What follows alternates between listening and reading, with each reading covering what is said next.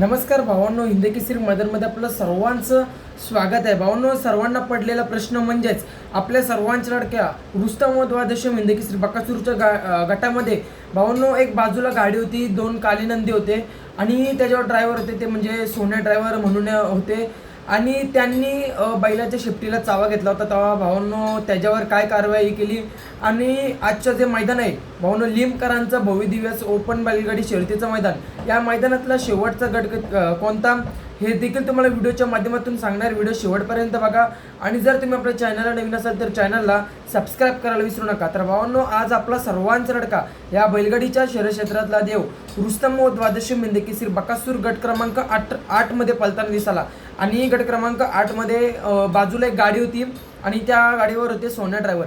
तर भावांनो, त्या ड्रायव्हरने डाव्या बाजूच्या बैलाची शेपटीला चावा घेतला. तर भावांनो, तुम्हाला माहितीच आहे संघटनेच्या नियमानुसार शेपटीला बैलाचा चावा घ्यायचा नाही.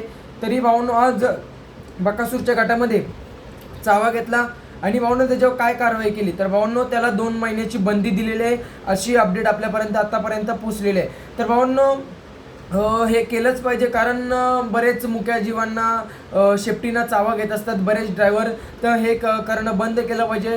हे योग्य कारण आहे भावांनो, योग्य निर्णय आहे. तर भावांनो, त्याला 2 महिन्यांची बंदी दिलेली आहे, अशी अपडेट आपल्यापर्यंत पोचलेली आहे. तर भावांनो, ते ड्रायव्हरचं नाव तुम्ही कमेंट करून नक्कीच सांगा.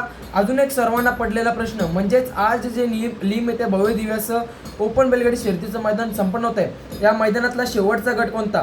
तर भावांनो, या मैदानातला शेवटचा गट 61 आहे. 61 हा शेवटचा गट असणार आहे. बरेच जणांचं मेसेज आले, कमेंट्स आले भावांनो. तर तुमच्यासाठी अपडेट शेवटचा गट 61 असणार आहे.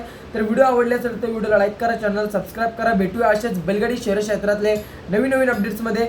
धन्यवाद भावांनो.